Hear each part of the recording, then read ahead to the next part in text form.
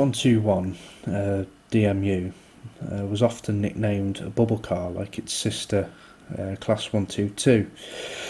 The 121 they was built in 1960 by the Pressed Steel Company of Oxford.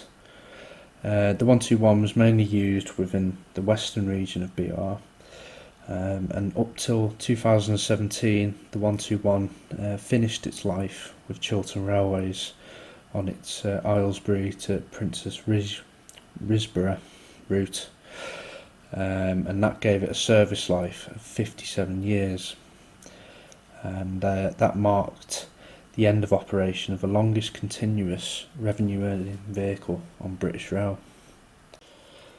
So this particular 121, numbered 55033, was transferred to the Tyseley Depot during 1986 from Cardiff, and it received its repaint into Midline livery on the 15th of November 1986.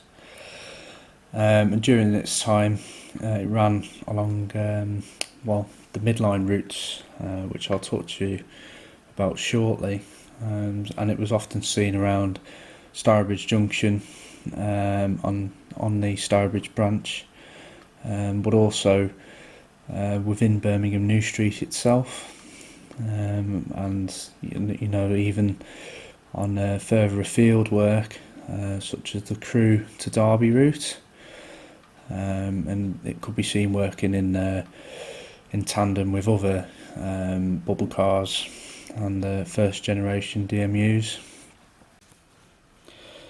By 1991, with the success of the Class 150 Sprinters, a lot of the first generation DMUs were displaced from the West Midlands, being transferred to other routes, or indeed into departmental use or to scrap. 55033 eventually got converted into Sandite use and lived its life as a departmental vehicle for the remaining years of its life. And as a departmental vehicle, it lasted until February 1994. But from what I've seen on Google, it still seemed to carry the original Midline livery, which is interesting. So yeah, this multiple unit's possibly at the very, very early end of my layout. It would have seen action alongside the green 150s for a period of possibly 2 years, maybe 4 if you're including its use in departmental activities, but it certainly has a good span from 1986 up to 1992. So if you're modelling anywhere around the West Midlands in that era, this model is certainly relevant to you. Midline is bringing a great new look to rail travel in the Midlands. Fast, safe, efficient rail services cover the region. From Shrewsbury, Stafford and Lichfield in the north, down through Birmingham to Worcester, Stratford-on-Avon, Leamington and Rugby in the south. So for travelling to work, getting to the shops, visiting friends and relatives, or going out for the day, Midline is simply the better way. Pick up a leaflet today or phone 021 200 2601 for more information. So the Midline story is a completely separate story really to the 121, and it's a really interesting one. But to get there, we need to roll back the years to when the original PTAs were established, and they kicked off during 1970. Originally there were 4. There was Merseyside, Tyneside, the West Midlands, South East Lancashire and North East Cheshire, which is essentially Greater Manchester. These PTAs, they were given powers to run the local transport around their area. This included all the buses, and some of the local suburban rail. One of the first PTE rail liveries was actually seen by Merseyrail. It was quite a simple little logo that was plonked onto the BR Blue livery at the time, but soon enough this would expand considerably as more PTEs got involved, and also as colour got a bit more exciting. Strathclyde PTE, that was the first to see its trains painted in a PTE colour. I think David Dean Park's got a Class 107 in the Strathclyde colours. It's in that vibrant clockwork orange colour, very iconic. And then quite a few of the other northern PTEs tended to adopt the local bus colours, corporation colours, I should say, because the idea was these PTEs would integrate all the local transport systems. However, during the 1980s, a lot of the PTEs lost control of the buses due to deregulation, and the private bus companies were quite quick to change the colours. So this left a lot of trains in their original colours, which didn't really match up with anything, and this led to new colours being rolled out over to the network.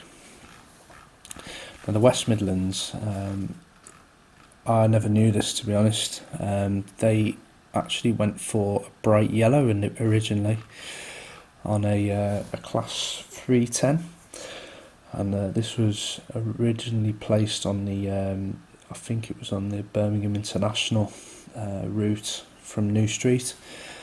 I never knew about this until I did my research, but this was quickly lost in time and then during 1986 we got Midline.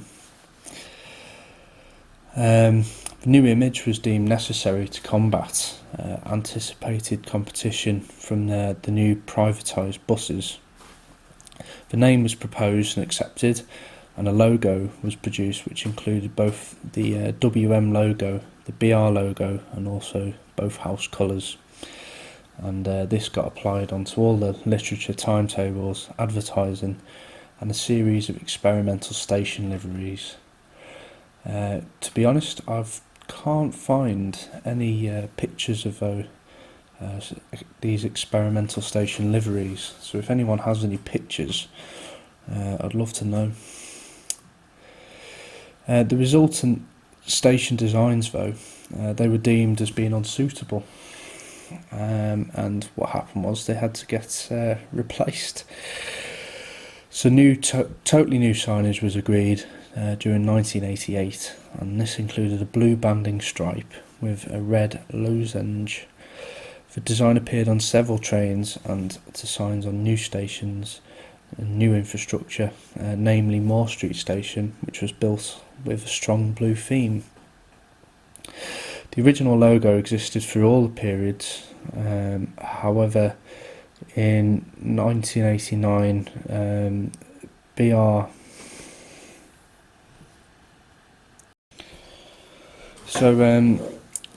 in 1989, BR took the opportunity while Centro was developing its own identity to launch a new Midline logo, and this logo was significantly different to the previous one as it didn't carry any house designs. The new logo was quickly adopted by BR and added to joint publicity in a very aggressive manner. The design was not accompanied by any business or communication strategy, but simply just a series of designs. During 1990, after Centro persistently refused to accept the new Midline logo, a compromise was eventually reached between the two organisations. BR and Centro had logos placed at different ends, with Midline in the centre. Again, like the original implementation of Midline, the public didn't really understand what it was. They didn't know the difference between Midline, Centro and BR, and eventually it was lost. It was blamed really on a lack of strategic direction by BR and a degree of apathy on behalf of Centro. There was no clear strategy, and it just got dropped eventually. There was no real evidence to suggest that people were aware of the journey opportunities that existed on the network.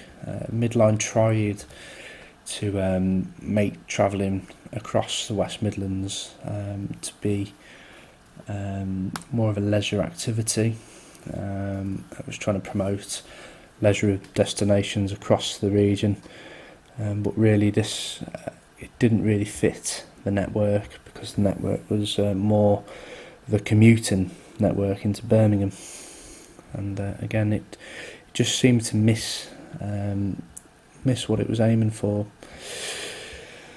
So I'm fascinated. What I'm also interested in is on some of these posters, there's Class 150s clearly drawn up in the Midline livery. Obviously I don't think any received it. The only units that ever received it was the 121 in this livery, and the Class 310s, which all kind of received a little Midline sticker on its side, but other than that, none of the Sprinters got it. The Sprinters all went straight into the BR green livery, but it will be interesting to see a Midline 150 on someone's layout.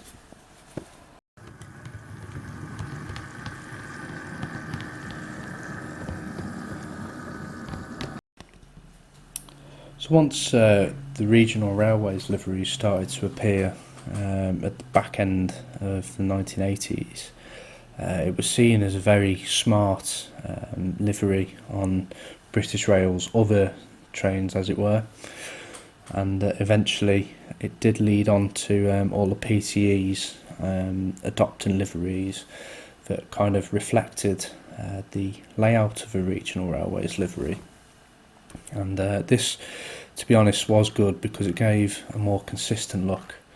Obviously the Merseyrail went for their kind of bright yellow scheme, and Manchester went for their grey, red and black, and eventually the West Midlands went with their iconic green, white and blue, which all of the 150s which were based in Tyseley received, as well as the 323s which entered in the 90s. And this livery stuck around till around 2006, I think Central trains were quite slow.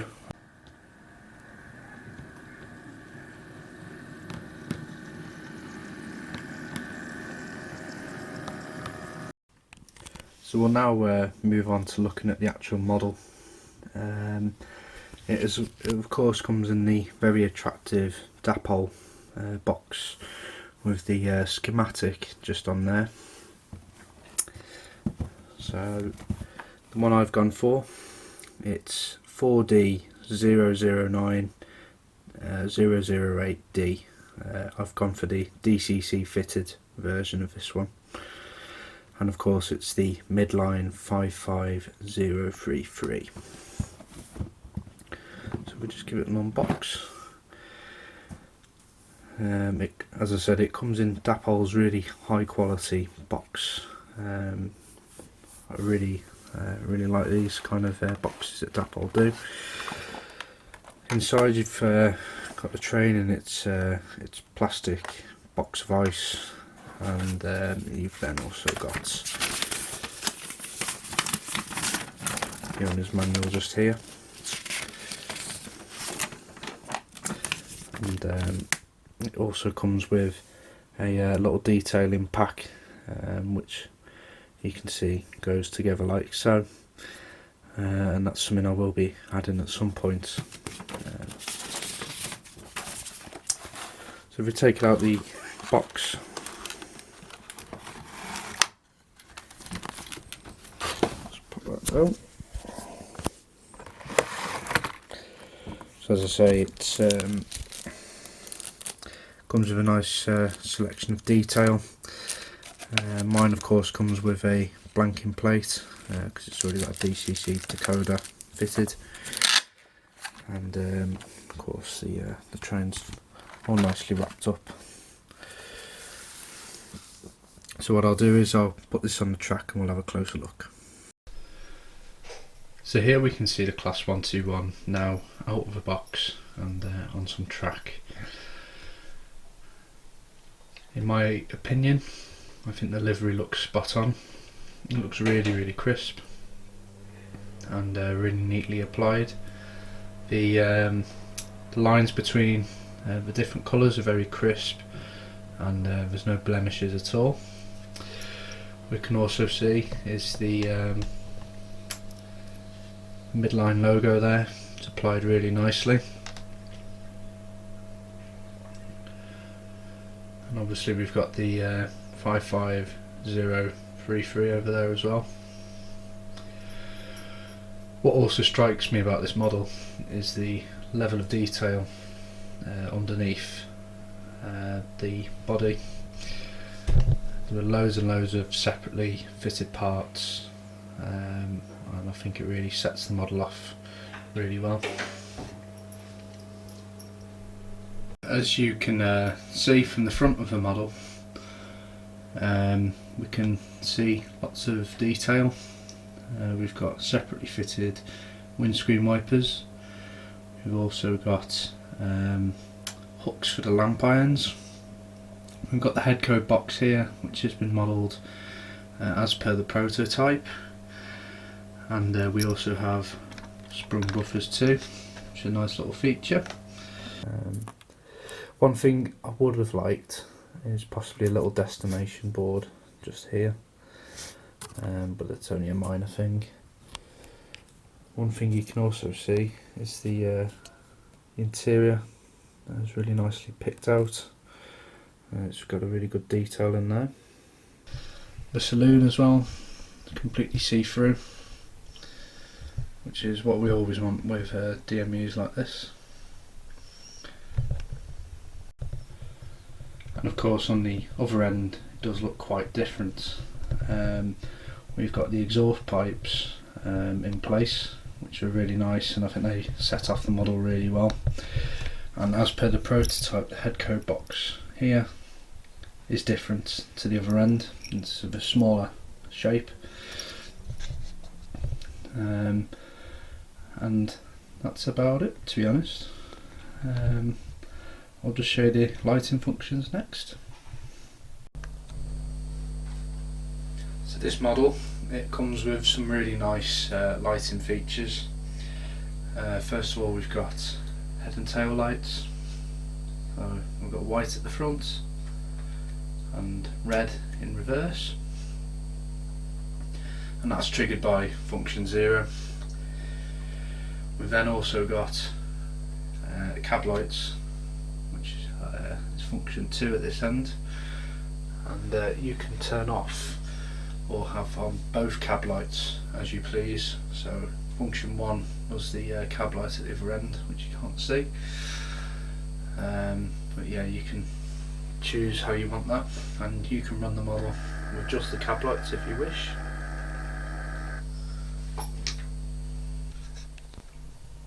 You've then also got saloon lights, which is function 3, which is quite difficult to pick out from this angle, so I'll swivel the camera around and you'll hopefully be able to see. So here we are, cab lights you can just turn them off like so, and during the night it does look very impressive. One thing I do like about this model is you don't get an awful lot of light bleed from the lights. It's something that often lets down models with interior lighting, as I've found. So there you can see the rear cab light on there and the saloon light.